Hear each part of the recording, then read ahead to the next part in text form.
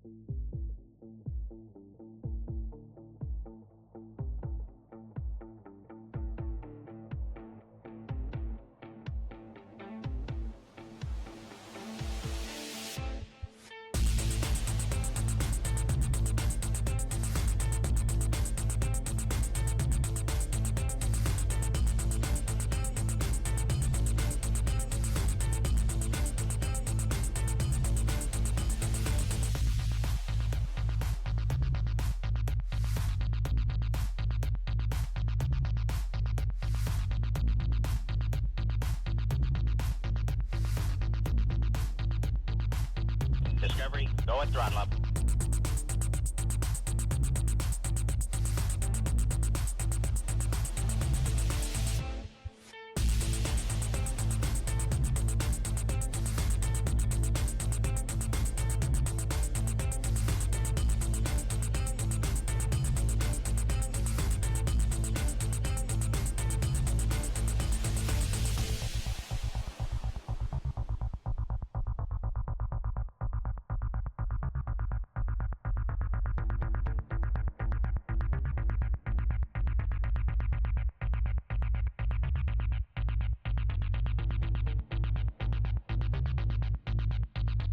Discovery, go at throttle up.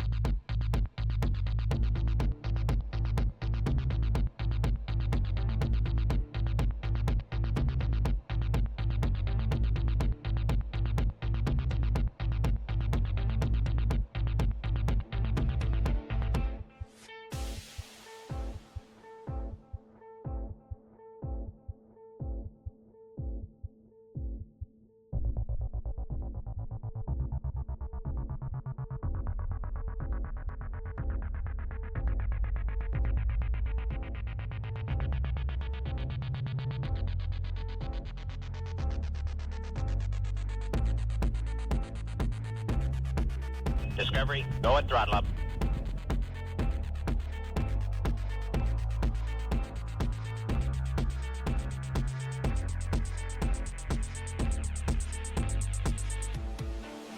Discovery, go at throttle up.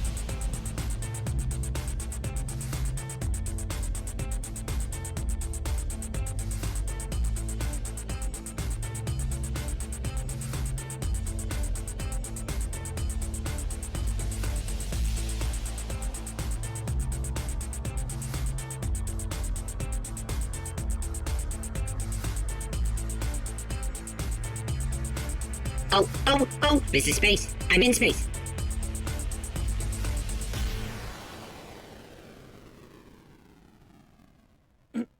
Hello. How's everybody doing? Big Pooh, give the sub to Paragothic. What's going on? Doing a direct at 107-month resub. How you guys doing? Greetings from Starbase. Oh, I had it on autoplay and that's a sign. That's a sign I had it on autoplay and it played Freebird. That is a sign if I've ever seen one. That's awesome. I can't even be mad. That's awesome. I can't, dude. I can't. I know I can't stop it like that, but I don't want to. Dude, come on. I mean, also, we got to hear it now. What, like this? No, sorry, I can't play more of it. Discovery, go and throttle up. All right, guys. How's everybody doing? I figure I'd pop in for a Starship and Starbase review here. It's March 3rd, 2025, and I am at the Margaritaville Hotel. It's pretty good. Goodbye, VOD. It won't get us for like 5 seconds of thing. Review the hotel. It's pretty good. It's pretty good. Yeah, it's pretty decent. Pretty good. Are we music maxing? Oh yeah. How's the weather down there? Discovery, go and throttle up. How is it in Florida? I'm not in Florida. I'm in Texas. Is the hotel very hotel? The hotel's great. The hotel's great. You look yellow. There's no filters on this camera at all. So Discovery, go and throttle up. yeah. Tell them NSF sent you. Yeah, there you go. Intari, 67-month resub. Hellfish has a 67 as well on a 66-month streak. Finally, only too much from nice.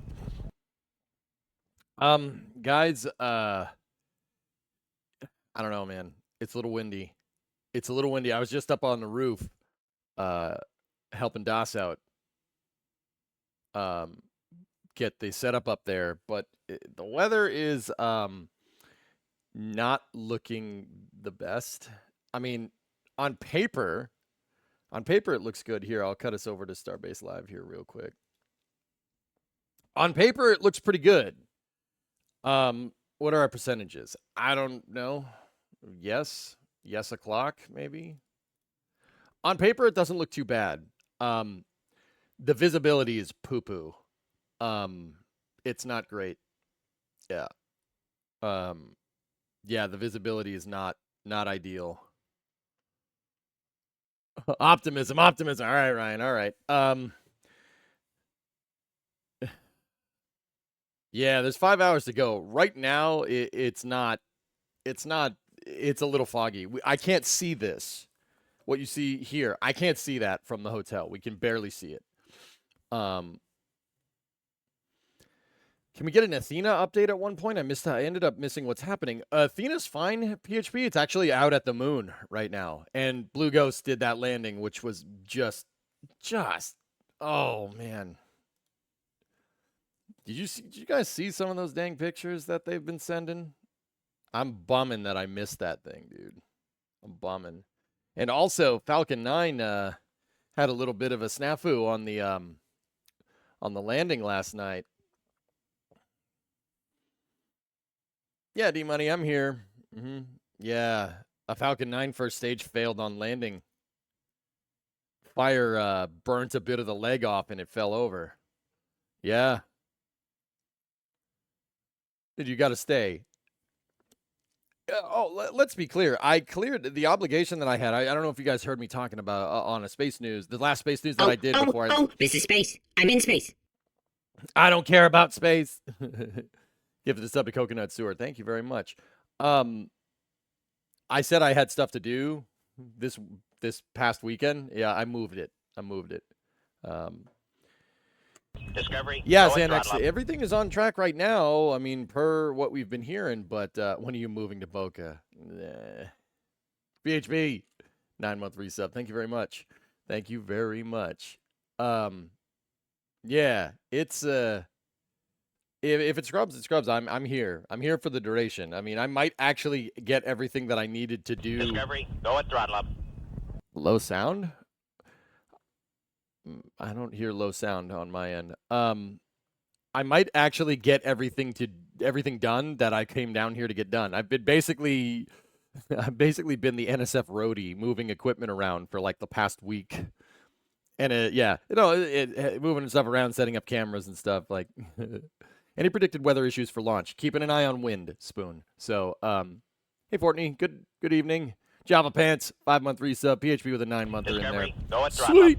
With a 54-month resub. The 1 times 54-month resub, 154. Yep. Yeah, I leveled a lot of cameras. I also made a lot of camera brackets so cameras could be leveled. And I fixed Jack's truck. Yeah. Yeah. Yeah, it still needs more, to be honest. The back door doesn't open. I got to figure that one out. So what do you do as a job? I am a Twitch streamer. Professional Twitch streamer. I usually am here playing video games and talking about space. But the past 2 weeks have, well, week and a half, well, just week. I have a feeling it's going to be a week and a half. I've been down here at Starbase helping out NASA spaceflight, Fortney. Yeah. Bent frame? No. Believe it or not, all right, and Discovery, I go hope, at throttle I hope up. Jack isn't here to hear this. Like, I hope he's not here to hear this. But believe it or not, Jack's truck is not in the worst condition. It really isn't. Like, I want to say it's a rusty piece of junk, but Topo Chico EJC. What's up? Oh crap, he's here. Oh dang. It's not in the worst condition. It really isn't for something that's had the crap beaten out of it for like the past God knows how many years. Jack, how long have you been here? I am Yak. It just has 300,000 miles on it. In fact, Jack crossed the 300,000 mile point yesterday, which is pretty cool. It's actually, like I said, dude, it's caked in dirt and mud, and when I scraped the mud off on the cross members, there was actually paint. I actually found paint. So Jack lives in Starbase and occasionally vacations to LA. Yeah. Ryan's here too. Ryan's in the other room. Ryan, you can come in here and commentate with me if you want. If not, it's all good. Discovery, go at throttle up. You know, yeah, it's the truck isn't out. It's not in the worst condition. It really isn't. Like, I don't like saying that. I want to call it a rusty piece of crap, but it's not. It just has 300,000 miles on it. It's just been around the block a couple of times. But you got to remember, it's a California truck, so it's actually not too bad. I mean, considering it's a Land Rover with 300,000 miles, yeah, exactly. Most of them turn into a pile of rust after 100K. Neon is Mr. Yak, Brimo. NSF is invading chat. British man attacks Boston man. Yeah, yep. So, yeah, it's not bad. I also fixed the NSF truck. That thing needed to be fixed. There was a lot of rust. Is it today? We're about 5 hours out, and I don't know. The wind is right at the limits from what I've been hearing. Here, let me pop over to here. There we go. Getting the door open is the easy part. Getting it to close properly is the difficult part. I can't know. The NSFN is a little bit out of my Discovery, go at a little bit throttle up. out of my league, I'd say. Oh, snap. Out of memory. Oh, that's great. Great. I'm sure that's fine. I'm sure it's fine. Here, how about we close some stuff? I gotta go close the programs. Why did program error message talk to you like they're your friend or something? Hi, I'm Google Chrome. Oh, snap, I crashed. You're not my friend, Google Chrome. Go away. You ain't my friend, Google Chrome. Turn the NSFN into a Ute. The NSFN is on that levels of fix. Yeah, it's not great. The van is not great, but Jack's truck actually isn't too bad. Do we know the objective is this test? The objective is actually the same exact test of flight objectives as Flight 7. It's the same thing. Discovery, go at throttle up. You are a computer program. You have no right to speak in my holy tongue. Huh? Accept the cookies or it gets the hose again. Yeah, right. Yep. Check last if you're able to. Have I seen this yet? The Schlieren pictures from Boom. Yes, I have. Pretty good. Have you tried resoldering your memory every day? It's called sleep. Oh, damn. So yeah, this is a camera that I helped set up. This is the Danger Dune camera. Yeah, it's pretty close. It's pretty close. Yeah. Uh, co-commentator of Ryan or Yak would be cool. I mean, if Jack wants to come here, but I'll probably be done by the time Discovery, go by at the throttle time up. he gets here. It's tilted. It is.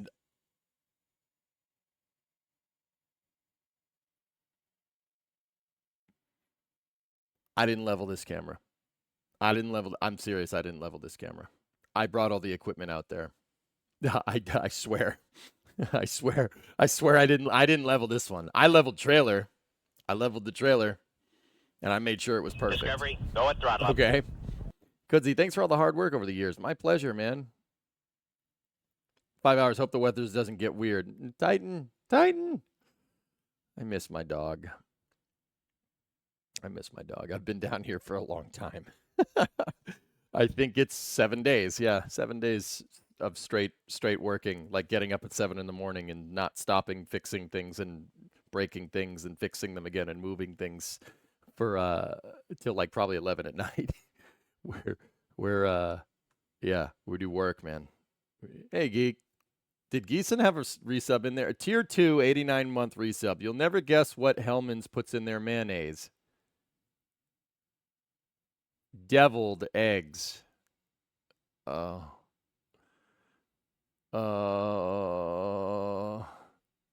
had a 117-month resub in there too. Thank you guys. Thank you. I'm sorry I haven't been on much. It's tough. I gotta really get better at doing the more behind the scenes stuff. Jack and I have been filming stuff, but not like live streaming things. We should.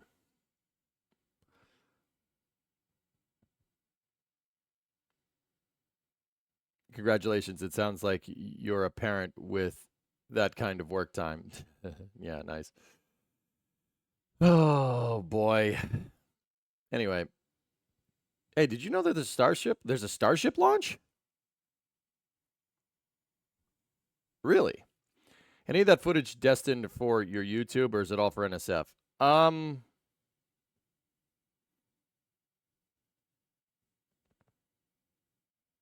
don't know. I'm sure I could get some of it, drummer. Uh-oh. Okay, come back. Hey, Mats, what's going on? It looks like the ship has a tiny propeller hat. Yeah, yes, it does. That's the catch end. That's one of the catch interface antennas.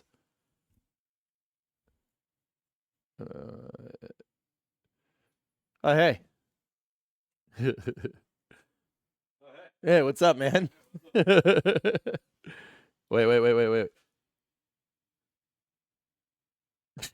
This nerd's working hard, man.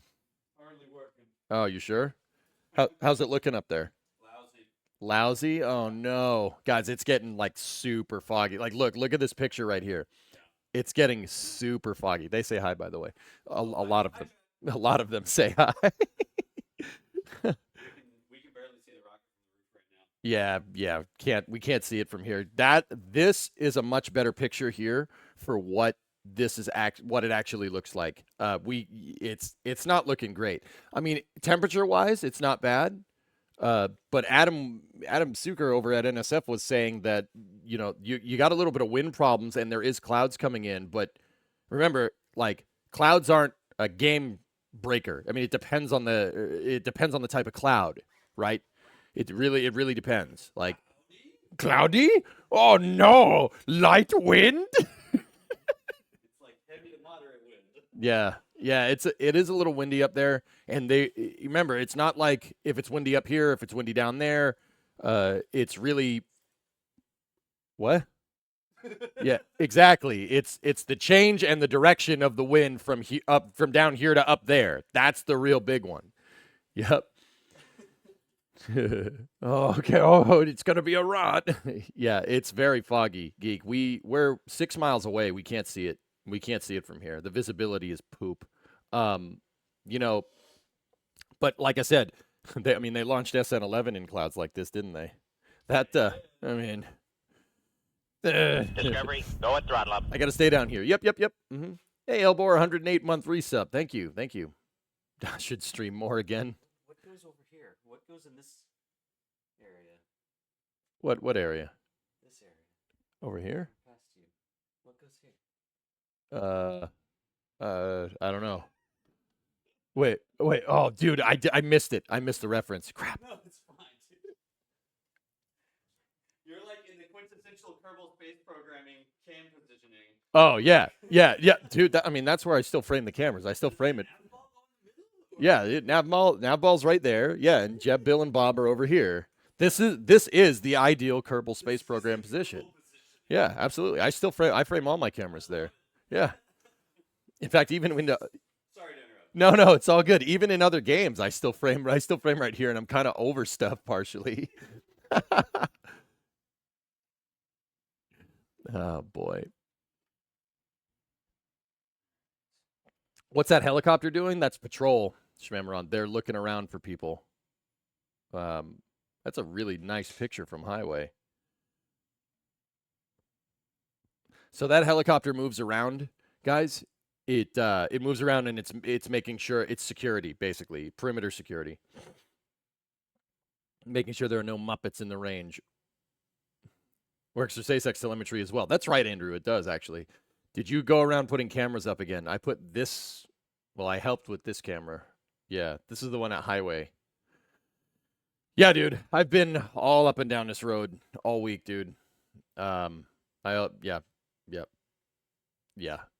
It's been a lot of work, dude, but it's fun. Are you the official range Muppet? Yes. What about the Danger Dune? Yeah, I brought all the equipment out there. I didn't set that camera this time. I helped set up that camera. Mm-hmm. If the helicopter detects unauthorized personnel, it's authorized to eliminate on site. Oh boy. Freaking Danger Dune guy. Yeah, exactly. It looks like it's going to rain. Yeah, Luizo, this picture looks a lot more like what we're seeing out the hotel room. Are you going to stream the launch here on Twitch? So, Barry, I'm doing the main coverage with Gene and Ryan for NSF. And then I think Adrian and Alex are going to be in there too. I'm on the main cast, but the main cast will be restreamed here, and I will be watching Twitch chat. I'll be watching both chats. I have the provisions to watch both chats this time around. When are you changing your name to NSF EJ? I don't know. No. I'm the ultimate chat watcher. I am omnipresent. No, so I must behave. Yeah. Got the Eclipse cam set up. Not right now, drummer. I don't have it really set up because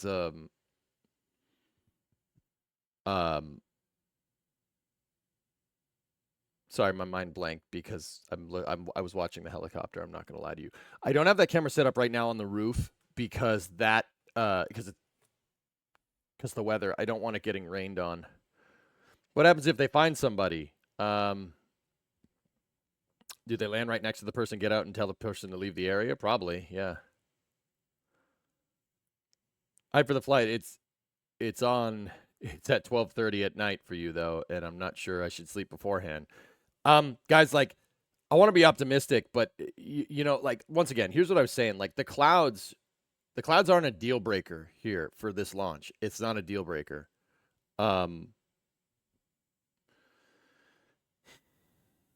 I really hope they don't launch it in this because I can't see anything. We can't see it from here, which really is uncool. We wouldn't be able to get any of the tracks that we got like last time. I really hope they don't launch it in this. You'll see the plume though.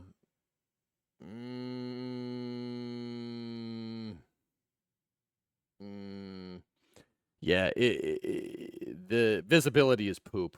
I'm kind of hoping that the visibility is like good, so we can see the thing. But there's 5 hours for the cloud cover to change. That's a significant time period. Yeah, Mowgli. Yeah, right now it does not look Discovery, good. go at throttle This up. does not look. The visibility is poop. But once again, visibility is not a deal breaker with rockets. It's not. Is it supposed to clear up at all? It's supposed to, D. Yeah. D-Pick, yeah. 53-month resub. Thank you. It's supposed to. We'll see. We'll see. Like, once again, the weather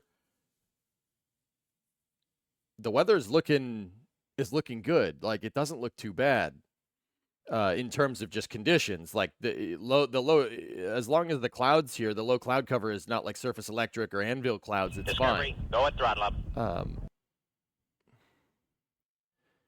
Windy says cloud cover reduces to 20% around T0. Oh, I hope so, Matt. That would be really good. Connie, go Starship. Hope it clears up. Yep. But, you know, if it launches, it launches. So what? Like, that's the way it is, you know? Sounds like someone has the case of the supposed does. Sounds like someone has a case of bell peppers and beef. Add a lurker point redeem. Rocket pending FAA approval. All right. How long is the launch window? It's pretty quick from what I understand, Drummer, but I could be wrong. Dude, this whole week has been a blur. I swear, the time dilation exists in Brownsville. I have no idea. I have no idea how that happens.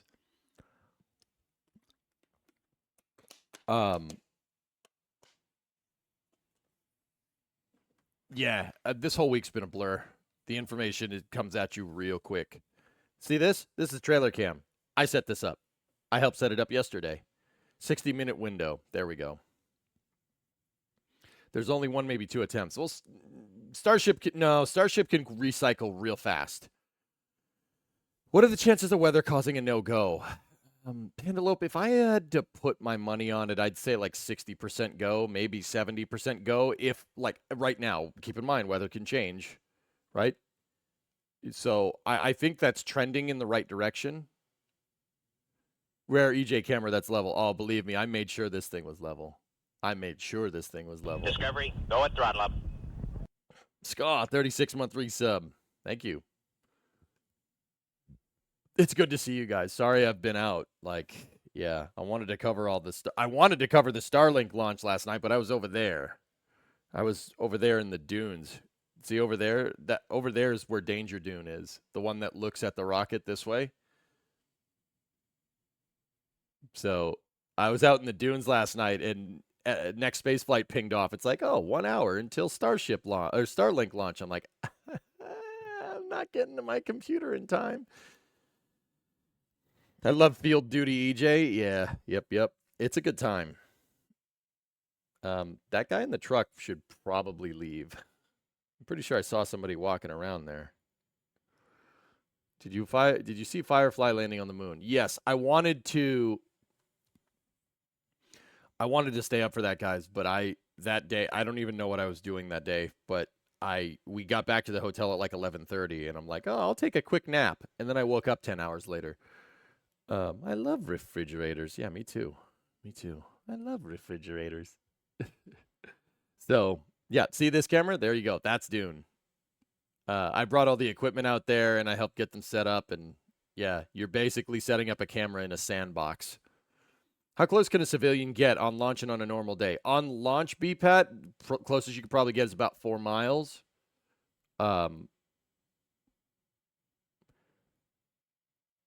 When during not a launch, I don't know, maybe about 100 meters away from the OLM, you can get pretty close, but do not cross within 100. There's a fence that, or like there's signs posted, and if you cross them, the sheriff man who's constantly watching them gets very angry at you. So don't do that. Yeah, how about we don't do that? Yeah, you don't want to make the sheriff man angry at you. You don't want to make the sheriff man from Texas angry at you. That would be a bad idea, right? Yeah, probably. Yeah, Das agrees. Not a good idea. Yeah, there you go. Yeah, he can't comment because he doesn't make the sheriff man angry. There you go. So, yeah, you can get pretty close to it as long as you don't be stupid. You can get very close. Yep.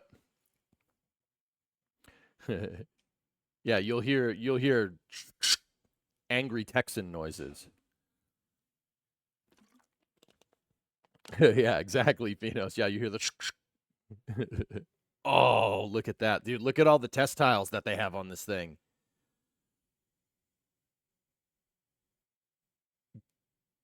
Man, that thermal protection system looks good. What a step up from the earlier ones, huh? Look at that thing. Remember to respect his authority. Yeah, that's right. Missing tiles. Those actually aren't missing tiles, Woodlock. Those are test tiles. SpaceX has metal tiles in those spots, and they're looking to see how much it ablates to get a good gauge on where they do and don't need tiles. Yeah, really, really cool. Note how it's like super uniform where there's quote unquote missing tiles. Yep. Some of those might even be transpiration cooling tiles. I'm not sure what differentiates like a metal tile from a transpiration cooling tile, but the overall, look at how smooth that thermal protection system is. That's what you need. They need to be smooth. The thermal protection system, it needs to look like that. It needs to look smooth. That one right there, see that guy in the center? That might be a transpiration tile. Maybe. I don't know. It could just be glued. But yeah, your thermal protection system needs to be smooth, because if you have two tiles that are like this, it's going to create that ridge, and that ridge plasma will go into that ridge. It'll get built up against it, and it'll basically separate the tiles. I almost took out the lamp that's sitting next to me. Describe transpiration. So some of these active thermal protection tiles, Rourke, it will basically leak methane. They'll leak fuel. Yep. Or whatever they're using as a conductor, a gaseous conductor of heat energy. Lamp. I love lamp. I don't want to hit it. They basically sweat. Yeah. So transpiration cooling is a tile that basically has holes in it that will emit methane, or it could be nitrogen. It could be whatever they're using to cool it. Methane is really good at absorbing heat. A lot of fuels are, because fuels are a lot of fuels are like they have hydrogen in them, right? Like Discovery, go and kerosene, throttle up. for instance. Kerosene is chains of hydrocarbons, so hydrogen and carbon and hydrogen and carbon and hydrogen and carbon and hydrogen and carbon, right? That would actually be a really good T-shirt. Oh, that's a good idea. That's a good idea. Cool. Well, I'm gonna save that idea for later. So because most fuels have hydrogen and carbon in them, hydrogen is insanely good at conducting heat. It's very good. So these tiles are basically, think of the tile like it doesn't look exactly like this, but think of the tile like kind of looking like a shower head, like it has a bunch of holes in it. And when that plasma gets near it, it'll outgas, right? So when they go through reentry, it'll outgas, it'll shoot methane out the shower head shaped tile, so to speak, right? And the methane will absorb all the heat instead of the tile. Yeah, SpaceX is testing that. It's called transpiration cooling. And some of the tiles have it, some of the tiles don't. I don't know what makes what the difference is. Like, I can't tell where's transpiration cooling and where it isn't. But yeah. Hey, Flavio, what's going on? How does one hook up that plumbing? That sounds wild. Havocs. Okay, if I had to guess, this is me throwing my hat into the ring. Not this hat though. I like this hat. So guys, think about this. It makes a lot of sense doing that with Starship. It wouldn't make sense doing something like that with the space shuttle, right? Because the space shuttle, one, it didn't have cryogenic fuels. All the cryogenic fuels were in the external tank, and that doesn't go through reentry with shuttle attached to it. If you did, you'd have a bad day, right? So Starship though, there's a lot of methane in it. It's basically a second stage. It's Starship is like if you took the space shuttle and the external tank and combined them into one vehicle, right? So it has the fuel on board. Not only does it have the fuel on board, right? But Starship can move fuel back and forth between its tanks. Up at the very, very top of the nose cone, there's two tanks up there. There's a liquid methane tank and a liquid oxygen tank. They're spherical. What I'm trying to tell you is that fuel is stored in the balls on Starship, but the balls are up at the top, all right, cool. That analogy sucked. Anyway, so that's how you know I'm hyped, when I'm making poop jokes and ball jokes. Anyway, so the point is that Starship has fuel tanks at the front and its main fuel tanks at the back. It can move fuel back and forth. And why? Why does it have split fuel tanks like that? So it can balance the load when it's coming into land. You know, you pump more fuel forward, you pump more fuel back, right? You get your center of pressure with the flaps. I mean, you can modulate it with flap angle, right? But basically keeps it in line on its center of mass and allows it to belly flop, right? So you get a good stable center of mass that's basically coplanar with your center of pressure, right? So because of that, we know Starship can move fuel around. And where does that? We know that fuel line, the fuel and oxidizer line that it uses to move between the header tanks and the main tanks runs basically right next to the thermal protection system. It runs right next to it. So I'm thinking you use nitrogen for your tank ullage right there, create some head pressure in the line, and just basically gas recirculation manifolds. Or not recirculation, just gas manifolds that are tapped off with valves, obviously, that are tapped off of those lines, and boom, there you go. Like it's if we look, I mean, we're looking at the back of Starship, like the tile side, like the tiles look to be very uniform, like they're almost like they're attached to a manifold or something. That would be my guess, but once again, I don't really know what constitutes like a transpiration cooling tile versus a just a metallic tile that they're using for testing, right? Like I don't know the difference. Space Pope, what's up, man? The balls are on the top, but yeah, that's right. Yeah. So tap off the header methane transfer tube. That's exactly it, Havix. That's what I'm thinking. Are you in Florida? No, Antenny, I'm in Texas. I am deep at in the very, very south of Texas. Brownsville, which is where Starship is, the rocket that I was just showing on the screen. Hey, Willian, what's up, buddy? That's where I've been, guys. If you don't know, I've been down here for the last week helping NSF in DOS. I'm basically being NSF's camera roadie and equipment roadie, moving equipment around. Yeah, it's been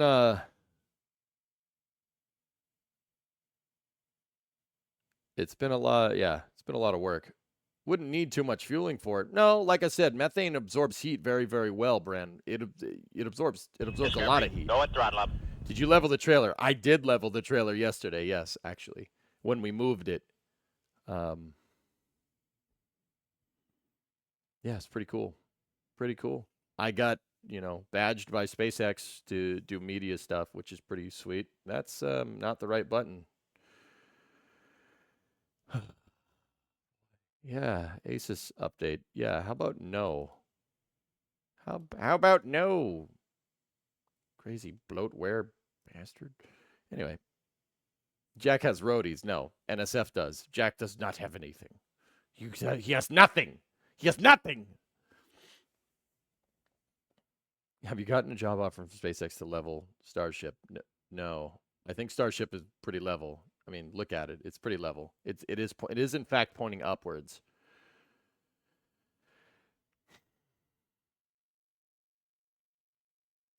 Anyway, yeah, that's what's going on, guys. So when you relocating Brimo and Titan to Texas, please no. No, I'm all right. I'm all right. I like seasons, believe it or not. When are you going to level the mobile lawn chair? If they asked me to, it would be the most true level mobile lawn chair you've ever seen. Wasn't the OLM off by like a significant amount at some point? I don't really remember, Vargon. Yeah, maybe. Is there a way to experience the sound? Like, what can be done to justify the sound that this thing makes? Oh, I don't know. Who the heck is that?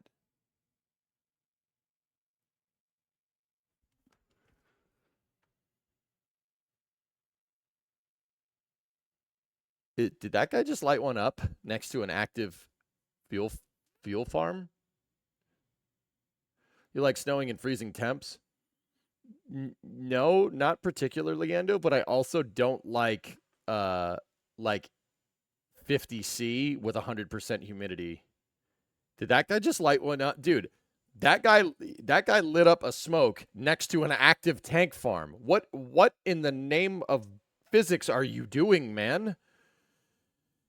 What is that guy doing? That guy just lit. What are you, crazy? What are you doing?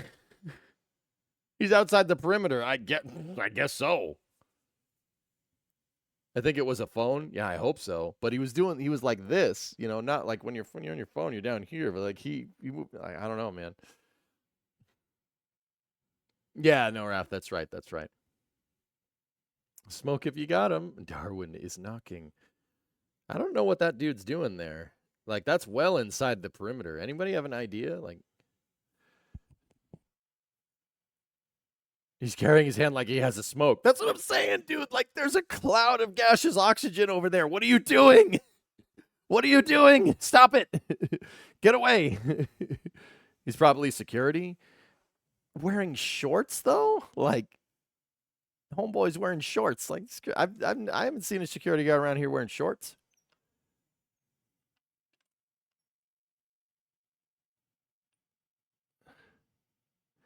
He's 100% smoking. Dude, that guy needs to get away from that pad. Oh, my goodness. Oh, my goodness. The security vehicles, Geek, are unmarked around here. They're unmarked on purpose, so you don't know.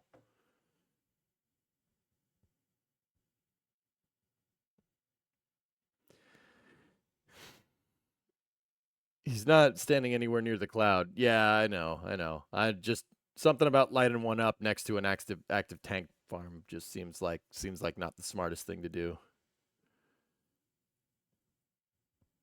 Shorts and a ram sounds like Texas. Yep. Woof, it was nice knowing you, Mr. Anonymous Guy. Anyway, dudes. Yeah, we're about 4.5 hours out here. And once again, I'm here with you guys for a little bit, doing our kind of own Starbase stakeout with showing NSF with permission, obviously. And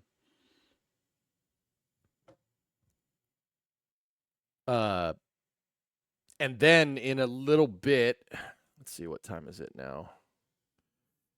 Yeah, probably. Yeah, I got to get that. In a little bit, I got to start getting ready for the main cast. Gene and I are doing the main cast with Ryan and a couple of other people. Yeah, streamer man actually showed up to a stream, sticking tongue out emoji. Seriously though, hope things have been going well. Yeah, no, everything's good, dude. I've been moving a lot of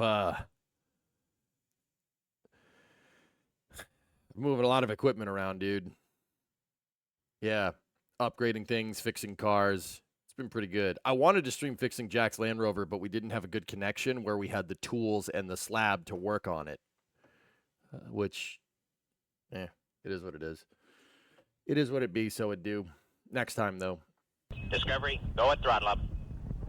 Hey, T-Dave, what's up? Good luck in the mainstream, and most importantly, have fun. Thank you. Thank you.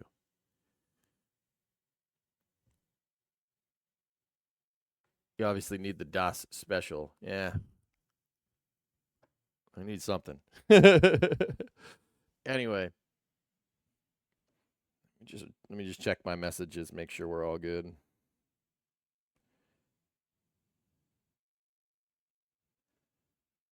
Are the sticks opening? The sticks are opening. Yep, that's what I was wondering. I think that was a little while ago, though. Yeah, that was definitely a second ago. Discovery, go at throttle up. Did you see Blue Ghost landed on the moon? Yeah, I did. I slept through the landing, and I'm pissed that I did, Lunprod, but I went to bed at like 11, and the landing was at 2 local time. And I was like, yeah, I'll just get an hour of sleep. But I had been working for probably like 12, 13 hours straight. Actually, more than that. I've been getting up at 7 a.m. and then going to bed at 11. 7-11. So I was like, I'll just take a nap. I'll set my alarms. Nope. I woke up like 10 hours later. I shut my alarms off in my sleep. Yep. Discovery, go at throttle Not Foxy. Did you see Dan yesterday on one of the Starbase cams? Which Dan, Foxy? If you jinx this launch, I swear. It's raining on camera. Oh boy. Oh boy. SpaceX Dan. Because NSF has a Dan too. Did I see Dan? Yes. Yes, I said hi to Dan. Dan is cool. He's just doing Dan things. Yeah, I got to say hi to him. This is gonna sound so stupid. Discovery, but go at throttle up. I was legit kind of busy, so I had a lot of stuff to do, and I was gonna go like introduce myself, but I didn't get a chance to introduce myself. But yeah, I did see him. He was out there.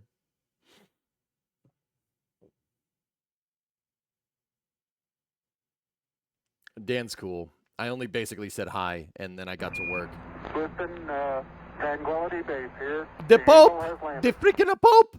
Thanks for wrenching on the NSF gear. Yeah, no problem, man. I blessed the Land Rover with reliability, which I don't know how far that's going to get us, but we'll see. Who is SpaceX Dan? That's Dan Hewitt, or Ando. He's the gentleman that's on the Starbase casts with Kate Tice. He has a beard. Like Dan's a freaking legend. He was a NASA PAO for a long time and did a lot of commentary on ISS stuff, which is pretty cool. Dan's a good people. One of the best commentators in the business, to be honest with you. Are you going to be on the NSF for the launch itself? Yes, Balxy, I am. Yep. Yeah, but I wanted to come in, give you guys an update, tell you what's going on. I see a tube. Yeah, but I also see wetness. Ah, Dan. I know now. Yeah, Ando. Yep. Where is the smoker gone? I don't know. Tube. Are we getting the reaction cam you're talking about? I have the camera over here. Here. Yep. I got a little camera and a little tripod. This is the camera we use to look at the eclipse with. No one commentates better than Murray Walker, though. Murray Walker never commentated on a rocket launch, Tessa. But yes, but no, but yes.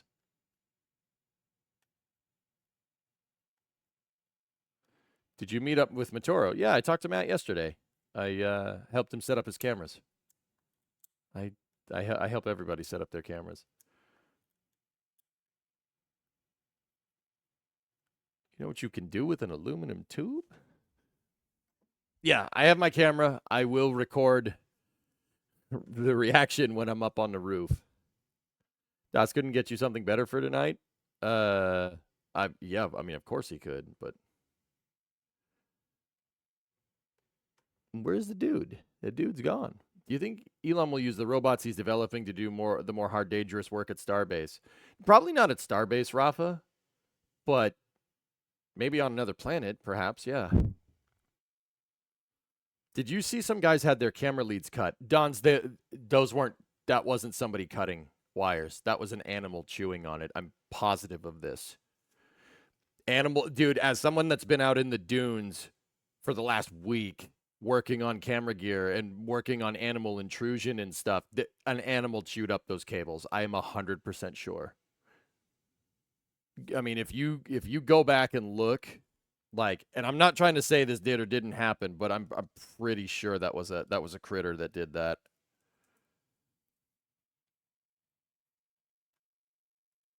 Yeah. Here, I'll show you what I'm talking about. One moment. So I don't know this guy. I don't know Joey. Oh, he's Interstellar Gateway. Okay. So Joey posted this, and I'm pretty dang sure a critter thought this thing was a look, that was not cut with like a pair of scissors or something. An animal was chewing on this. See the chew marks right there on the cable? And then look down at the head of the HDMI cable. Or that USB cable. See what I'm talking about? Yeah, I'm pretty sure a critter gnawed at this thing.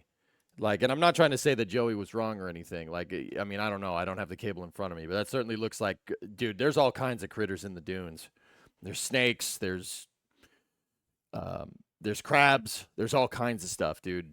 Yeah, they're hiding in the dunes. I mean, you can't see them, but there's sandworms. Yeah, right now. Fox, coyotes, there's hogs. I've seen like 3 or 4 hogs dead on the side of the road going out to Highway 4. There's all kinds of stuff, dudes.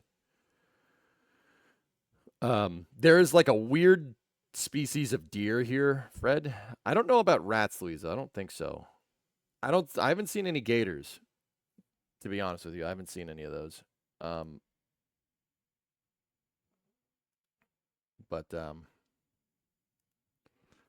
Yeah, exactly. Someone was chewing on those cables, dude.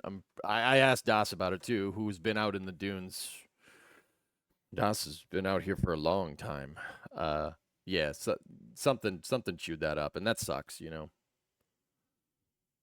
What the heck does weird deer mean? It's like a So Shaw, Das was telling me about this. There's like a species of deer down here that looks kind of like a deer, but it kind of looks like a horse, but it kind of looks like a deer. Um, it's a not an invasive species, but there was a ranch like in South Texas that was like it's like a Asian deer or something weird. I honestly forget. I forget what it I forget where it came from and what it was. But yeah, there's like it's a weird looking deer. It kind of looks like an antelope, but it kind of looks like a deer, but it kind of doesn't. It's a dorse. Yeah, there you go. It might be the chupacabra. Yep. Like a Sitka or something. Yeah, I forget what the name is. But yeah, I saw the shadow of one. I didn't see the whole thing, but it's definitely. I was like, is that a deer? What is that? A horse? What the heck is that? Um,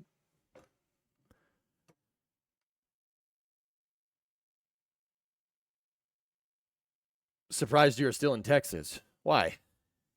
Oh, hey, Dune. Yeah, there's Danger Dune. Anyway, oh boy, that's not great. Should not be yawning. Are we sure the yak didn't just get super hungry for USB with waiting for rollout? No, no. Jack got chicken yesterday, so he should be good for a little while. New video segment. South Texas wildlife watching. Is that cloud cover going to burn off? Well, I certainly hope so, Willie. Because like I said, the clouds don't seem to be an issue per the weather report from Adam over at NSF. Uh, it's the wind that's the watch item, and that's what Shauna Diaz posted on X as well, who's like the lead Starship engineer. Um, so I'm not like 100% sure. Uh, like the clouds, like if they're watching the wind, that's fine. If the clouds aren't a concern, they may launch it in low visibility. That would suck, but that's the way it goes. That's the way she goes, bud. Do you record stuff for your project? What do you mean, Vargon? Weather looks awful. Is it worth staying up? Clouds are moving so fast. It's supposed to clear up, dear Dot, and I don't want to. I'm not trying to give you hope. Like it's supposed to clear up, but it don't look like it's gonna clear up. But we'll see. We'll see. The NSF project. They're recording behind the scenes, Vargon. So yeah, there will be a lot of behind the scenes stuff.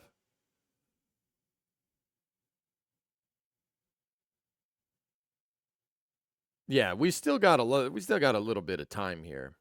Is the WB-57 going to be watching? I honestly have not checked, Jim. I've been so busy. I'm kind of out of the loop. Does the NSF store have any of their footage in an archive? Oh, we have archived. Yeah, everything gets archived, Don's. Oh yeah, we got good stuff. Don't worry. Don't worry. There is some BTS content, like behind the scenes content that we're going to cut into a video from what I understand. And I'm definitely in a lot of it. So, no WB-57 this time. Okay. Thanks, Bout. Cool. Yeah, I've been super out of the loop. It's yeah, a lot of work.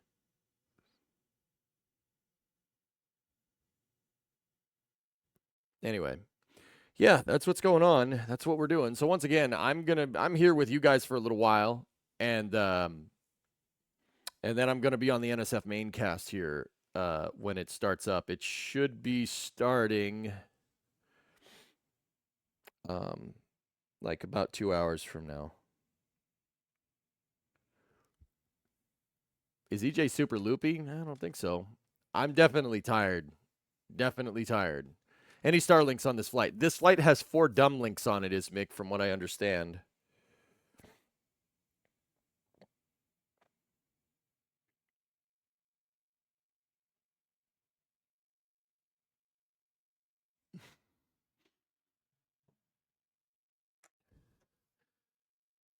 Important question. Did you touch this ship? I didn't, Tara, but I was really close to ship 34.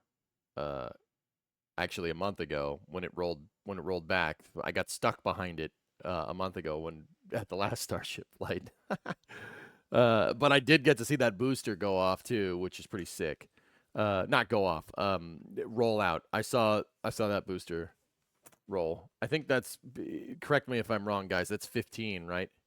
Did you fix the trailer that wasn't level? You're looking at trailer cam right now, Shadow Man. Lick it next time? I don't want to. Rip 1086, by the way. Yeah, Havoc's they had a fire that yeah, guys, just on a quick side note, there was a Starlink launch last night, 12-13, and I think it was 12-13, maybe 12-14, I don't know. It's hard to keep track. And they had a little bit of a fire. Havoc's, you know how I always talk about the residual burp that engines do? Sometimes they burp out a little bit of excess propellants when you shut them off. It looks like some of those excess propellants lit the landing leg on fire. Yeah, there was a car going by there. Have they done a wet dress rehearsal? I don't think they're going to, Willie. They're not going to do one in 4 hours and 20 minutes. So I think they're going right for it. So it fell in the ocean. Yeah, the landing leg caught on fire, Jim, and broke, and then the thing tipped over and it fell. Any footage of it popping? No, it was well after the cameras shut off, Sawyer. Yeah, and then SpaceX posted about it this morning. I watched the launch out in the dunes behind those tanks over there on the far left. Like, I was watching it over there. And the landing looked fine to me, so I shut it off. Go at throttle up. Hey, literally gambling, tier 1. Welcome to Mission Control. You go at throttle up. Thank you for the subscription. I appreciate it. If they scrub with a fueled vehicle, what is the recycle time? 15 minutes. Less than that. Have you talked about the Delta V required to get to Mars? And how about getting back? Is there less required for the return trip? Yes, BPAT, there's less required. Why is it less required? Well, you're not moving as much fuel back from Mars as you are moving to, right? Because you have a full tank of gas when you leave Earth, and you don't have a full tank of gas when you come back, right? But I mean, that kind of has something to do with it. I mean, Delta V is going to be Delta V. The vehicle will be able to accelerate to that Delta V faster. You get more of it when you don't have as much fuel around, right? But also, at the same time, you got to remember that Starship is going to be aerobraking with its thermal protection system. The aerobraking is a good way to bleed off Delta V. So and come back down. Go at throttle up. Right? So it always takes less Delta V to come back down. But like if we say we're talking like non-dimensional, right? There's like no outside perturbing forces, right? Say, okay, like think about it like this. If Earth didn't have an atmosphere, right? It would be the same amount of Delta V up and down, like it is on the moon. It's about the same amount of Delta V to ascend and descend from the moon because there's no perturbing forces, right? Because Starship can aerobrake theoretically with its tiles, right? Yeah, you use the aerobrake to slow down. You use a perturbing force to basically bleed off velocity, right? That's your braking maneuver instead of like, say turning the engines backwards and then hitting the brakes, right? The thing about that, though, the thing that you got to deal with is that, well, here's your problem. No, you just got to solve this one easy thing. The thing about that is when you were talking about transfer windows and we're talking about going to Mars, right? The Mars. Go at throttle up. Hey, Evil Rays, 30-month resub, and then Major Who with a 15er just now. Thank you very much, guys. The thing that we got to remember, right, is the Mars transfer window only happens every 26 months. Oh, helicopters back down for fuel. It only happens every 26 months, right? And because it only happens every 26 months, basically the ideal transfer to get from Mars to Earth and from Earth to Mars and then Mars back to Earth basically comes around once every 2 years for the most part. So if you're going to Mars, you're going to have to find a way to keep fuel in the tanks, cryogenic fuel that we could, at this point in time, it's hard to make it last like a week, let alone 26 months, right? You'd have to find a way to keep your fuels from basically boiling off.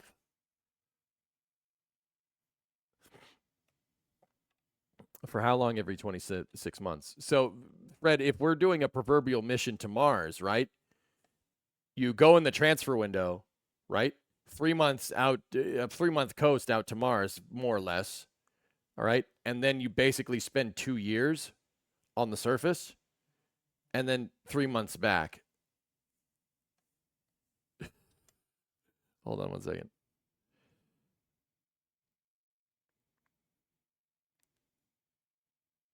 Hold on one second. We might have a special guest here. Give me 1 second. We might have a special guest here for this Starship and Starbase rocket review.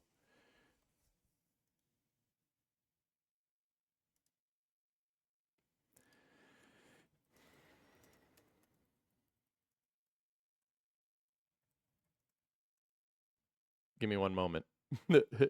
Nice office. Oh, thank you. It's not Mr. Map. No. Here, hold on. Let's see.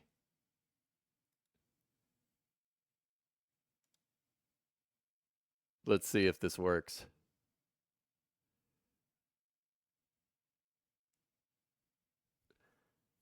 Hey, Waymill, been really busy not in the loop for today's flight. Is Flight 8 basically the same profile as 7? Yep. Yes, it is. I'm Mr. Meeseeks. Look at me. It's not Mr. Meeseeks. We are not me seeking.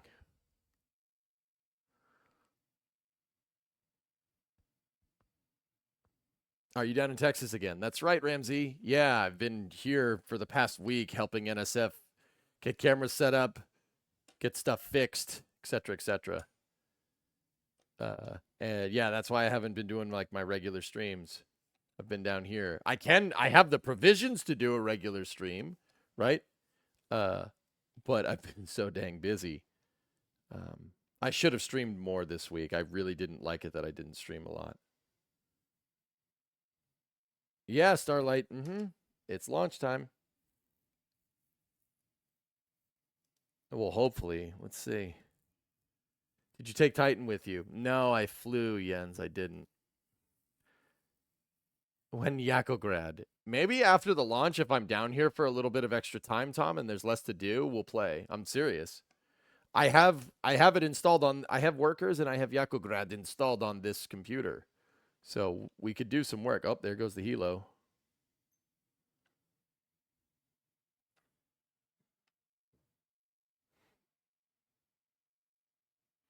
Hang on 1 second.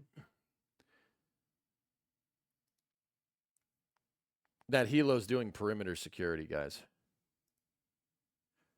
NSF? Yeah, Niroku. NASA spaceflight.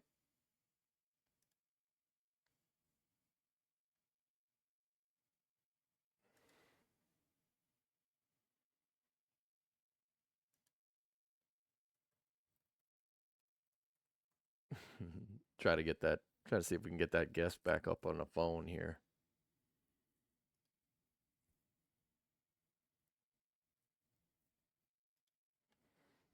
Anyway. NSF land when? Dude, I would be in on that.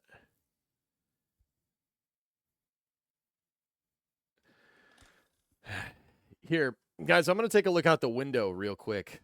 See if I could actually see Starship from where I'm at right now. Be right back. Burb.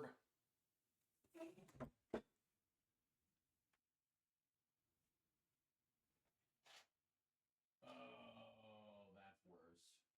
Yep, that's worse. I can't see anything out that dang window. From the window, I can't see nothing. It's Windows. Order Windows today.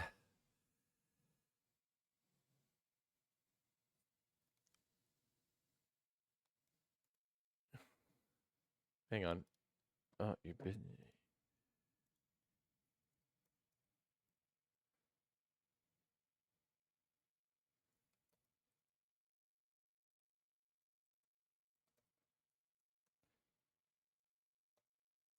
All right, cool. No special guest this time. Oh well. It totally wasn't Jack.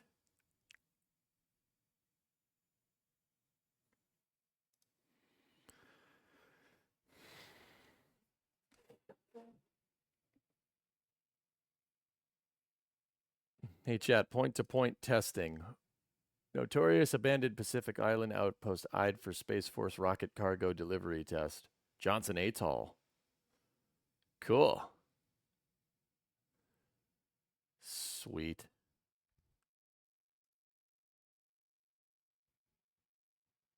It's just 90, 90, 90, 90, 90, 90. All right. Good stuff. Hold on. I just got to check the NSF chat and make sure that Alex is posting pictures of food. Okay.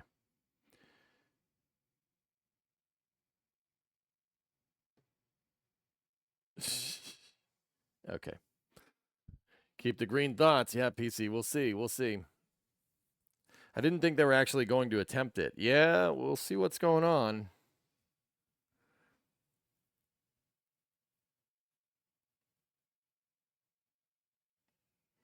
Oh, what's going on here? Uh-oh. Methane header tanks. All the CLPVs for Cars are being allowed to go past the hard roadblock, so that's not ideal. Yeah, that's not ideal.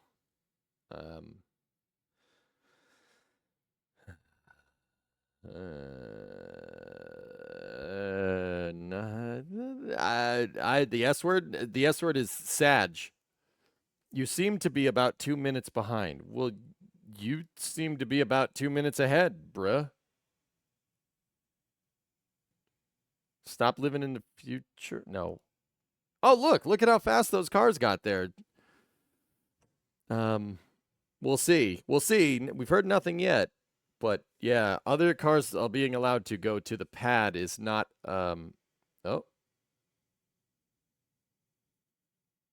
Oh.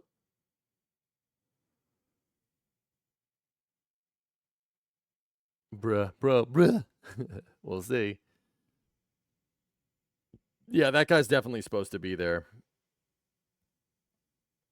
Or is he? I don't know. Discovery, go at throttle up. Maybe not. Who knows? Hey, Viper. Tier 1 8-month resub. Thank you very much. We'll see what happens here.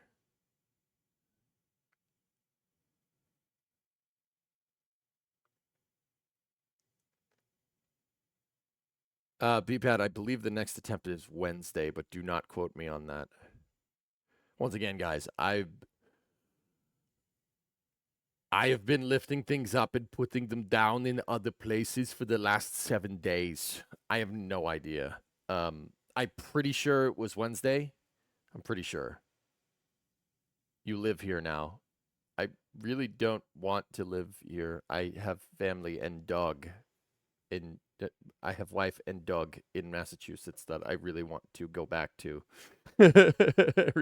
Really, Ryan Cade was saying he's not suited for physical work. Yeah. I want to go back and see Titan and wife and truck. How's it looking, Pasquale? I don't know. Those trucks seem to be leaving now, so maybe that's a good thing. Ryan's giving excuses. Discovery, go at throttle up. Hey, Zizep, one crab. I did not see one crab as I've been out here. Oh. All black Dodge Ram. All right. Wife, dog, and truck can drive to Starbase. Not trucks, plural. Yep. Has Ryan complained about the weather yet? No, I don't think so. Smoker truck is gone. They're definitely escorting him out. We'll see.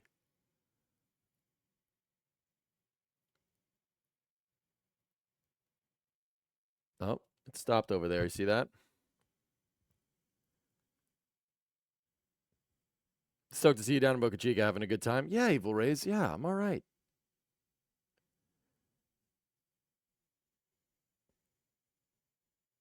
Okay. I don't see any other vehicles there. That may have been a last minute security sweep, guys.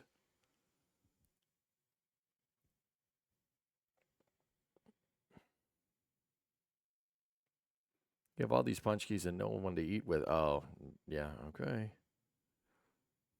Yeah. Yeah, that's a good sign.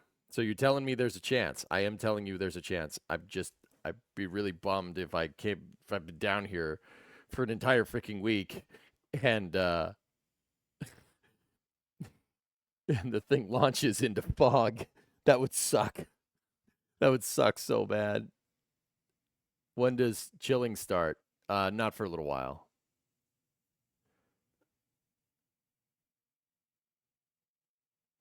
I gotta sneeze. Oh, jeez. Did you hear the turbo? Sorry, I moved the mic out of the way so I didn't sneeze into it. I moved my mouth away from the mic to puke rainbows. Anyway, Horacio, what's happened? Big bam boom. Surprise? No, I don't. I mean, we want the boom part, but not the bam part. You know what I mean? Hey, Thex, what's going on, buddy? 87-month resub. Yeah, Matt, I know. Sup? Starbase raid. Some launch up and some view the pain. Starship raid. Okay. We're cooked. Tara, we're cooked, dude. I'm sick and I need this for entertainment, man. All right. Watch any F1 testing? No, Duna, I haven't. I've been in the dunes. Yeah, Rarest, I'm in the big old Tejas here. Do you cast NSF alone? Do you cast NSF alone or on Twitch? No. It's gonna be restreamed here. The NSF main cast gets. I have that contractually. Anything that I work, any work that I do for NSF, I restream. I am allowed to restream. I have that in paper from Das because Das knows that, he knows how to Twitch stream, which is pretty cool. How about that Fox body Derek found? Ernak, I put it on. I got 5 minutes and then fell asleep. Did you ride any worms? No. You had to walk around funny on the dunes, though. So, yeah, it will, I feel bad I did the same thing. I haven't watched the whole thing yet, Ernak. Yeah. If it's not in writing, it doesn't exist. Damn right. So, yeah, I can restream. It'll be here. And this time... So when we did Flight 7 before, guys, I did not... Hey, a Cybertruck. I never see those.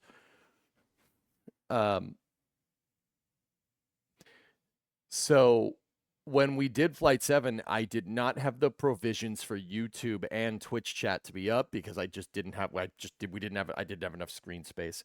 I have my laptop down now, though. I'm taking my laptop and I'm putting it... I'm putting it on the desk that I'm going to be casting from so I can see both chats. Streets closed, pizza boy. Find another way home. Gosh dang street racers.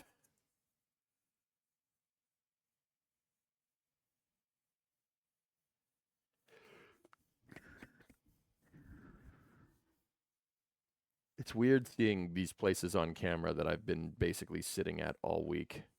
Very strange.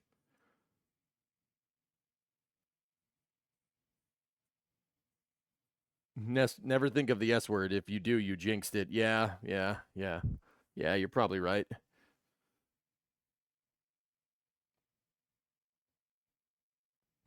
Harry F1, you didn't miss much aside from a few terrible puns from Crofty and company.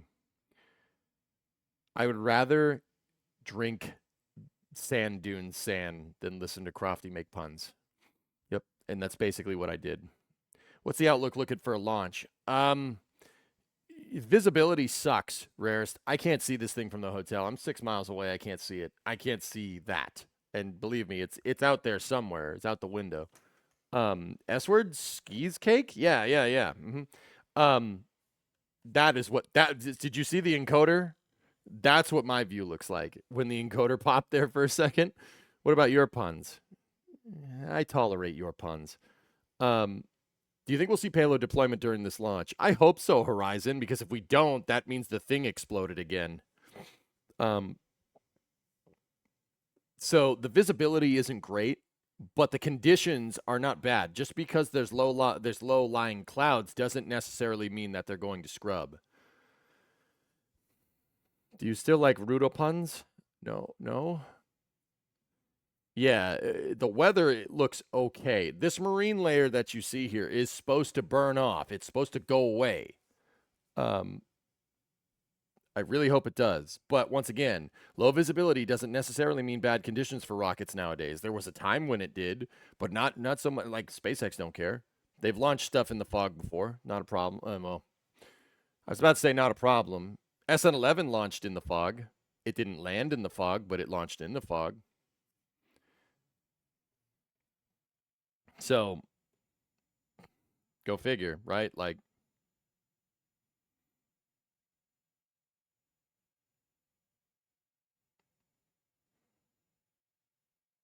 we'll see.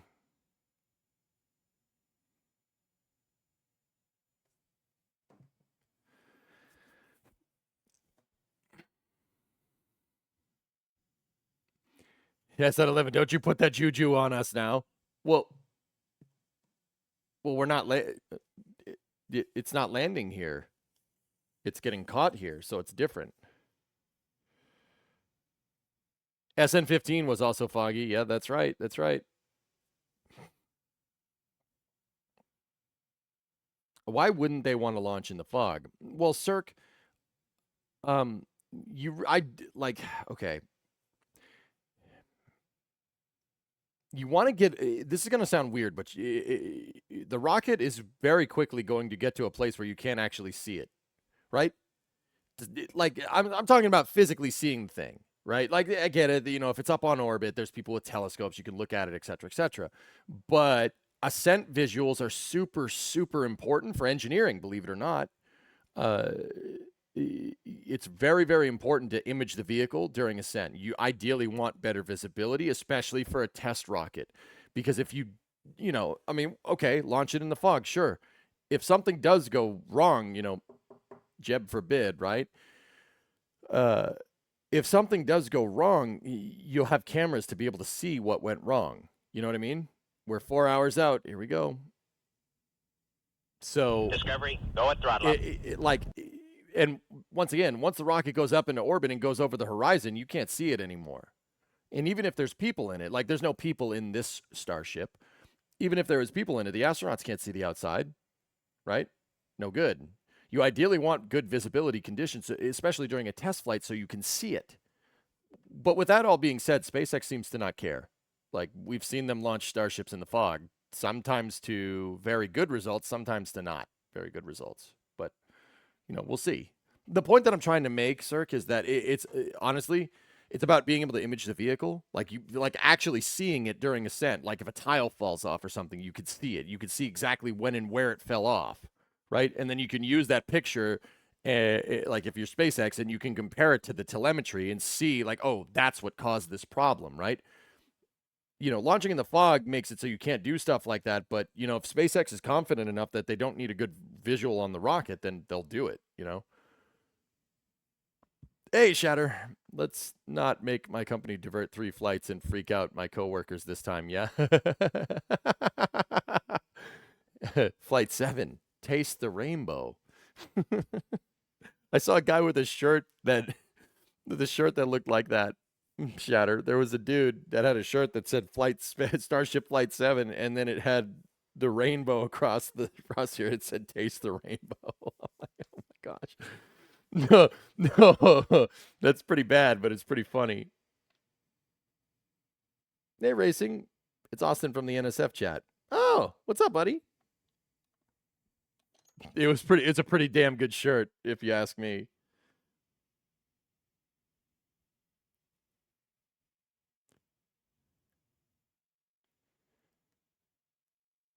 Space Pope just sent me this.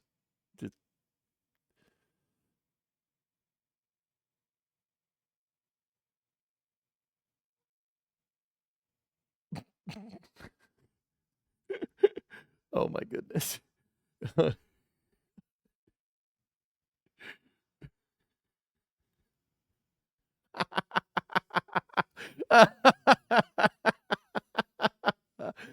Ah, shoot. That's pretty good. That's pretty funny, man. The Razor Gamer sounds like somebody who needs to be involved with F&R and GTA. Yeah, yeah, there you go. Yak in the box. It's my yak in the box. Wait, what? Watched a recent podcast and saw that the issue they have is yet to recover a full ship. Well, yeah, of course. They'll get one, though.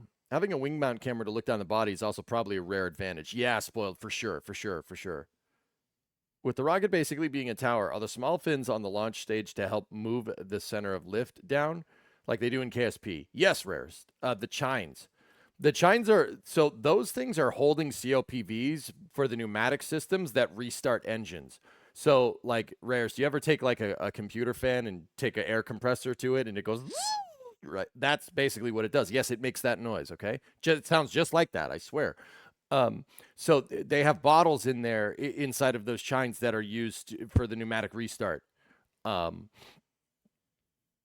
um, those chines do help lower the center of pressure, right? For Starship, but Starship really, what it really does is it turns 90 degrees and it flies into orbit sideways, so to speak, relative to the ground. That's what they do to mitigate that. The chines do help, but they're not, it's not enough. It's not lowering the center of pressure enough to really make that big of a difference. What makes a big difference to combat the inherently high center of pressure you have from putting, winglings on your second stage here in this particular case. Anybody that's played Kerbal knows you put wings on the front, you're going to have a bad day. Like if you think of a prototypical rocket, right? Like you have the nose up top and then the wings are down the bottom. Wings up at the front makes it very aerodynamically unstable because of a high center of pressure, right? So what SpaceX really uses to overcome that is the Raptors. 15 degrees of gimbal on 13 of those Raptors, if I'm understanding this correctly. Wingaling, it's a little wingaling dragon. That's right. Yep. Now the chines also help when the booster's coming back too, because air basically gets caught in between them, like air that's moving up the rocket, because it's obviously flying like business end first, right? Air gets caught in between here and compresses, and that actually does give you a little bit of body lift. It helps with cross-range capability. Well, not cross-range. Basically, up-range or down-range capability for the booster. We'll call it cross-range. Cross-range is the right way to say it, but it's not, but it is. So, yeah, they do lower the center of pressure there, but they're mostly just aero covers for the COPVs that they need to restart the Raptors, but they do have some secondary effects that do help the vehicle as well. Yep. We need to get a lot more NSF crew to join in on Friday Night Racing and GTA Racing. If they wanted to, sure. Chatter, what are you sending me right now?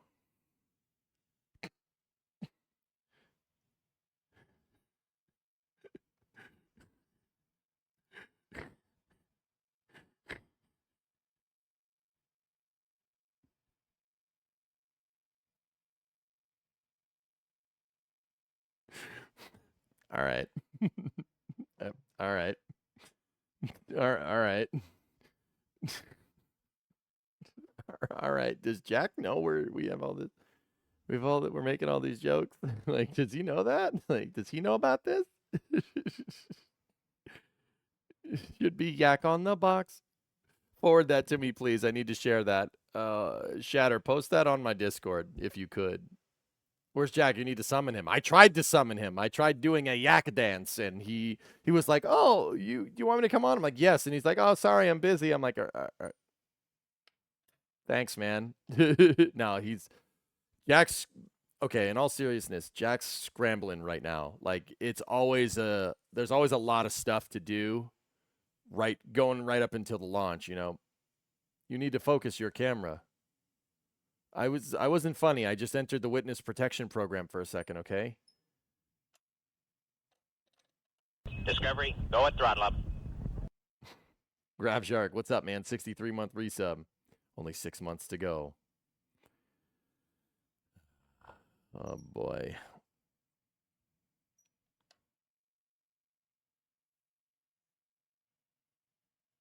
Anyway, camera should be back in focus now. You're still fuzzy, though. I am not. Stop insulting me. Now I feel...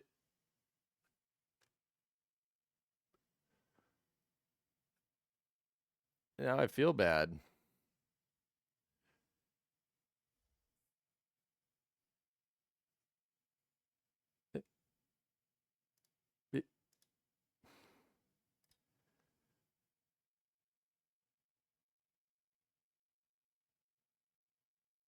What the hell am I looking at? When does this happen in the stream? What happened to then? When? When will then be now?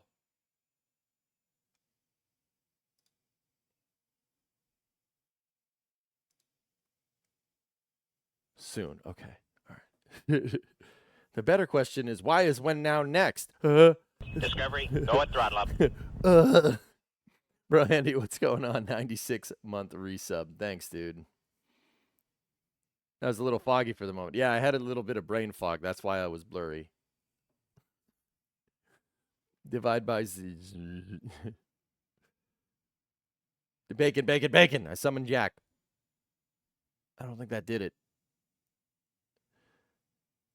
Ask Siri to divide by 0. No, I'm good.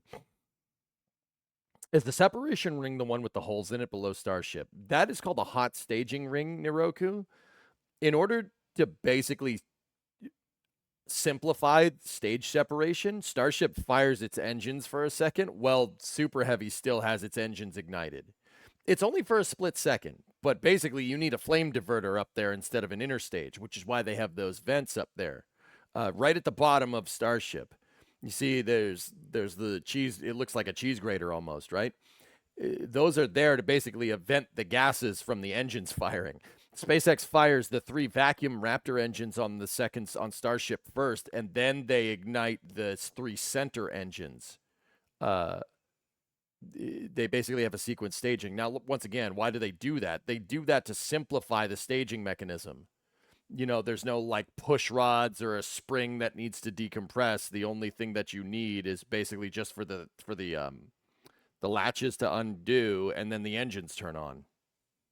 Yep, it's called hot staging because when you separate, the engines are firing. The engines are hot on the second stage, physically and actually. Have we seen a version 2 hot staging ring yet? I have not seen one spoiled, and believe me, I saw that hot staging ring. I was about 20 feet away from that thing when they rolled it out, which is actually super cool. That's like 5 meters for anyone else, or maybe 6. Are the vents closed on launch? No, Niroku, it's actually just wide open. It's just open. That's all. Just open. Yeah. You know, if we had a camera that could zoom in hard enough, you'd be able to see the Starship's engines through those vents. Are those vents? Yeah, so the vents aren't closed. Yeah, no. It's just open. I can't believe the ring is strong enough to withstand all the takeoff forces. Yeah, Cirque. That thing is beefy. Dude, the beams. So like, if you look at the vent, like there's a solid portion of it right here, and then there's another one right next to it, and you know, like they have it's spaced around. Those beams that from in those solid portions are probably like this big. There's a huge metal beam in there that holds Starship up. That the hot staging ring is chunky. That's what I'm trying to tell you. Yeah, the hot staging ring is beefy. Yeah, it's very, very, very beefy. Very, very strong. So much so that one slammed in the Flight 7, or was it Flight 6? The Flight 6 hot staging ring, I think it was Flight 6. I forget. One of the hot staging rings hit the water going like 300 miles an hour after it jettisoned it. Flight 5 and 6, and they actually fished it out of the water, and it was relatively intact. It was that strong. I mean, anybody that knows anything about hitting water, you hit water at high speed because water's incompressible. It's basically hitting concrete. You basically hit a solid object almost, right? Obviously, it's not solid. But the hot staging ring hit the water going insanely fast, and yeah, it survived. It was in one piece. I mean, it was bent for sure, but bent is fine considering if you or I hit the water going 300 miles an hour, they would never find a piece of us. You know? Seven made the sonic boom, Cyborg. Yeah, we heard that. That boom was loud. Definitely loud. But yeah, good stuff, dude. It's good stuff. Wouldn't them being open cause drag, just like having a car window open? To some extent, Niroku, but think about the surface area of a car window being open relative to the whole shape of the car, and then think about the surface area of the entirety of Starship. This isn't like this isn't like having the window wide open now, is it? It's like having your window cracked just a little bit, in which case, no, it's going to be negligible effects. I mean, it's going to do something, but no, not really. It's fine. But, it's important to keep in mind that engineering is always a trade-off, right? You're going to put holes in the side of in the side of the ship like that for hot staging. It's going to make drag, but also you're going to make a little bit of drag, but also now you don't need any separator mechanism. You don't need a separator mechanism up there. You just have the engines. The engines you're going to need already, and that's your separator mechanism. Now, because you don't have a separator mechanism, right? That's less mass on the booster, less things to put on your booster. So you're trading complication here for some aerodynamics, right? In engineering is always a trade. It's always a trade-off every time. Yeah, always a trade. So yeah, it's gonna do something, right? It's gonna make some drag, but that is negligible. It's okay because the reciprocal gain that you're getting from it, needing no separator mechanism. I mean, Starship is heavy, dude. It's extremely heavy, especially when it's fully fueled, right? The separator mechanism that you'd need to get that thing to push away from super heavy is nuts. Hot staging is the best way to do it. I mean, the Saturn V, a vehicle that's equal in size, had to separate. You know how they separated those? They attached solid rocket boosters to the sides of the Saturn V second stage. And solid rocket boosters, they basically taped 4 missiles to the side of this thing. And when the Saturn V staged, right, they fired 4 SRBs, like little mini SRBs, like basically missiles, to get the stages to separate correctly. Oh, yeah. It was pretty nuts, dude. You need a lot of power to make a separator mechanism. Now, okay, Discovery, so why go wouldn't throttle up. SpaceX just use SRBs? Well, SRBs are not fully reusable, right? If they had an SRB separation mechanism, you'd have to replace those after every Starship launch. That's not good with rapid reuse, right? They don't want to do that. Right, so Falcon 9, to overcome this same problem, uses a mechanical separator. They have a pneumatic rod that pushes it away. Actually, they have 4. There's 3 on the outside and 1 in the center that we always see every time a Falcon stages because it pushes up the nozzle. That keeps the nozzle centered from hitting the sides, right? So if you wanted a separator mechanism like that on Starship, for instance, you'd need something ridiculously huge. We're talking about moving 150 tons of second stage here, right? Hot staging is the simplest way to do it. So yeah, Jens, it's a good Discovery, point. go at throttle up. Some drag is induced from cutting holes in the side of your vehicle for sure, but it makes up for the fact that you don't need a gigantically complicated and heavy or high mass separator mechanism, right? The engines are great separators. Right? Hey, Yum Food, 19-month resub Starship Day, and then Kyron, you're still kicking. Nice, man. 80-month resub. Appreciate it.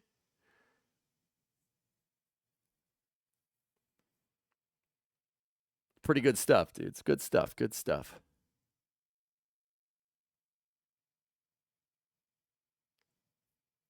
But it's important to remember, guys, that engineering is a trade-off. It's just how much are you willing to trade, right? Well, I'm sure in some scenario, the drag, depending on what you're trying to do, the drag induced by an interstage, by a hot staging ring, right, would, if the vehicle, say Jens, the vehicle's operating in the atmosphere for a longer period of time, that trade-off suddenly goes from slight disadvantage, huge advantage to more of a push, right? It depends on what you're trying to do. It depends on what's called vehicle requirements. That's super important. And this fundamentally goes back to the question that any engineer has when you're trying to achieve something: is what are you trying to do? That's honest. That's the honest thing. What are you trying to do? Every engineering project goes to stakeholder expectations. Now, guys, what's the stakeholder expectations for this? You know them. I know you know them. Sacre Sula with the prime sub. Sacre bleu. Merci beaucoup, mon ami. Sorry, thank you for the prime sub. I appreciate it. Now, once again, what's the stakeholder expectations for this? Like, what's the reasons why Starship is being made? Mars, right? They want to go to Mars, but they don't want to just go to Mars, plant a flag, and come back, right? You don't want to do that, right? So in order to do it, you're going to need something that you can launch a lot, right? In a Martian transfer window. And a Martian transfer window only lasts a certain amount of time, right? Once every 26 months, you have probably 2 to 3 weeks at best for a transfer window to go. I mean, you could stretch it a little bit more, but the delta V numbers start to exponentially increase the further you get away from like mean ideal time for transfer, right? So this is something that you're going to need to launch a lot of in a very short span of time, right? So Starship makes more sense to be fully and rapidly reusable because SpaceX needs that, because sending one Starship to Mars isn't making life multiplanetary. Sending 100 of them in a transfer window absolutely is. That's how you colonize that planet in our lifetime, right? So those are your stakeholder expectations. It needs to be rapidly reusable. You need to launch it a lot, right? And it needs to be capable of going interplanetary, right? And when you think about it like that, everything that you see here on this screen starts to make a lot more sense. Hey, Jebtrix, why is your background different? I'm in Texas, dude. I'm in Texas. I'm down at Starbase. I'm doing the NSF cast. I mean, you could tell I'm in Texas because of the way it is. See, I have a sign that says Texas. Now I could be somewhere else and just put up a sign that says Texas, but this is a hotel room, you know. So, yeah. There's a little bit about stakeholder expectations and vehicle requirements. If you're like me and you're trying to kind of figure out what SpaceX is trying to do, right? That's my favorite thing to do. If we see a new part, I don't just go, "Oh, I wonder what that new part's for." I go, "Okay, what are they trying to do and why is this part relevant?" That's my favorite. I love trying to like theory cast about what SpaceX is trying to do to see if I understand what like where that what SpaceX is thinking. Like I'm trying to be like NPH and Starship Troopers. Like trying to put it on Gwen Shotwell's head and be like, "It's afraid." No, not like that. Not like that. Not like that at all. Oh, we got a vent. Thank you, vent saved me. No. I'm trying to figure out where their mind's at in terms of thinking about how they're going about reuse. Like, I'm trying to figure out what their specific stakeholder expectations are. He knows where he is because he knows where he's not. That's right. Have you gotten your legally compelled Texas-shaped merch for this trip? Yes. Texas is in the square hole. That's right. It goes in the square hole. Oh, dear. In your opinion, how far are we from putting a Starship together in space to eliminate atmospheric damages for long space flight? Ryo, the atmospheric stuff is only a split. It's only for, like, think about it. Starship is going to go to Mars and back. That's a 26-month mission. Maybe 14 minutes of that entire mission is going to be in the atmosphere. It's negligible. Now, if you're wondering about how we're like, oh, why don't we build a ship on orbit, like for instance, like what they do in Star Trek, right? Why don't we do that? Well, you could. Oh, roadblock. Two guys are leaving the roadblock, and they're backing up. Balination, welcome to Mission Control. You're going throttle up, right on. And Novaraptor with 20 bits. Anyway, sorry, I saw the roadblock. What was that? What was the question again? Oh, Ryo, how are we shipbuilding? Something like Starship could enable us to build way bigger ships in space. Once again, that rapid reuse makes it easier to send up raw material. Oh, we got another vent. Dude, I was like, see where those cones are? I was like right where those cones are yesterday. That's very strange to me. What do you think will go on those posts? Something heavy is going to go on those, Phil. Something very heavy. You can always tell. Like, look at how thick those dang supports are compared to the condenser supports right here. And then like the heat exchanger ports over here. See what I'm talking about? Something heavy is going on those. If I had to guess, water tanks. That's a guess. I think water tanks. I mean, it did see a water tank move to Starbase the other day. I don't think that's the Pope vent though, guys. Is it? I'm pretty sure that's not it. Or is it? Hold on. I could be wrong. They've changed all of it. They removed those tanks. Let's listen to Ryan for a second. And remove the vent along with it. They do things a little bit differently now, but oh yeah, Grab Shark, absolutely. You're just gonna see a bunch of vapors coming out of the vaporizers here as they start to get frosty and they start to build up pressure. and slowly It's the you'll nope see vent. the lines that are going from the tanks So the Pope vent's over to the here pumps, somewhere, You'll dude. see them start to get frosty. That's not going to happen yet. They're still kind of conditioning things, getting things spooled up. To build off of what Ryan was saying, it takes some time to get everything primed and ready to go. You got to cool stuff down because whenever you're moving cold propellants, right? Obviously, it's not super cold in Texas right now. It's actually very nice, very nice, like 70 degrees. It's pretty good. 70 degrees Fahrenheit, like 20 C. It's really nice. Liquid oxygen and liquid methane are not 20 C. Let me put it that way. They're about 200 degrees colder than that. So you got to cool everything down. They have to make sure everything is thermally conditioned. Just like it's like if you're watching a Falcon 9 launch, you hear engine chill has started. Same idea, but with the plumbing for the pad. SpaceX is about to move a lot of propellants very quickly into that tube up there. And in order to do that, you need to have the same temperature from basically where the this is space. I'm in space. you need to have the same temperature from where the fuel is in the tanks all the way to Starship. If you have a differential temperature anywhere along that line, you're going to have a bad day. You can pneumatically pressurize the line, and that can create a geysering effect, which we do not want that. Hey, Max, 59 years. This sub is almost as old as EJ. Let's go Flight 8. Yeah, let's go Flight 8. The other part, though, you can shut up. Did you say possible early launch if the window opens? They're probably going to go right at the top of the launch wounded, if I had to guess. Rourke, heading off for now. Good luck and have an incredible launch. Thank you for the stream pre-stream. Got you. All good, man. All good. It will be interesting to see how they redo the GSE in Kennedy.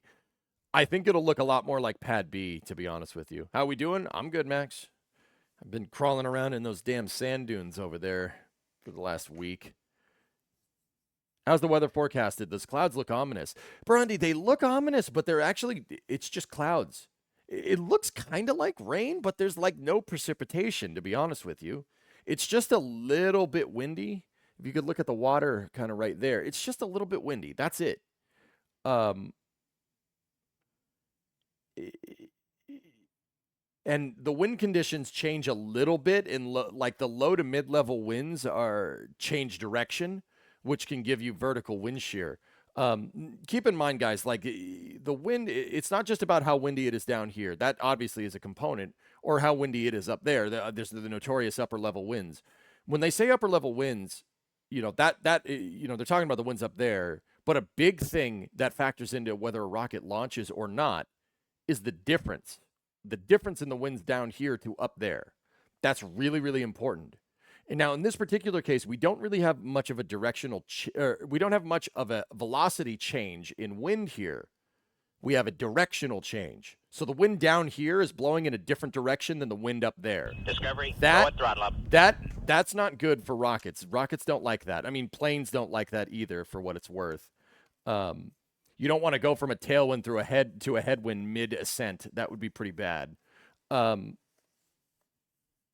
Jeb Tricks, please dismiss my current event, SpaceX event ignorance. What is this mission? What is the mission for? This is a test flight, Jeb. They're going to test the Block 2 booster for Block 2 Starship for reentry. This is basically a repeat of Flight 7 because Flight 7 exploded on the way up. Like, we're talking Kraken strike. Kerbal parts flying everywhere exploded. Discovery, go at throttle up. On the way up. It was not great. There was a fire. Basically, what happened with Flight 7 on the second stage is they changed around the transfer tubes. So on Starship, their Block 2 variant that they're working with now. Hey, Doto, 111-month resub. Danke schön, mein Freund. Danke schön.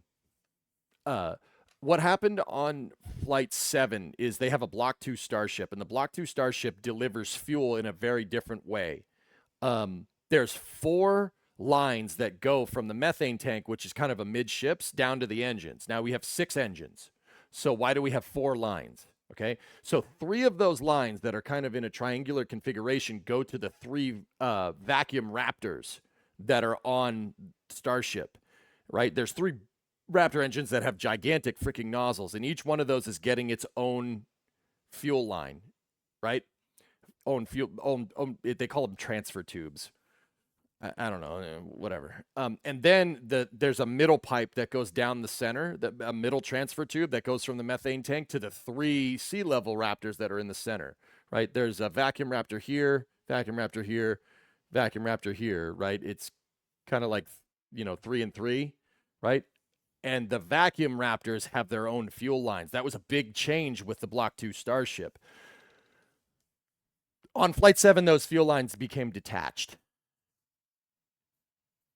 That ended about as good as you would think. Your fuel lines detaching from the motor.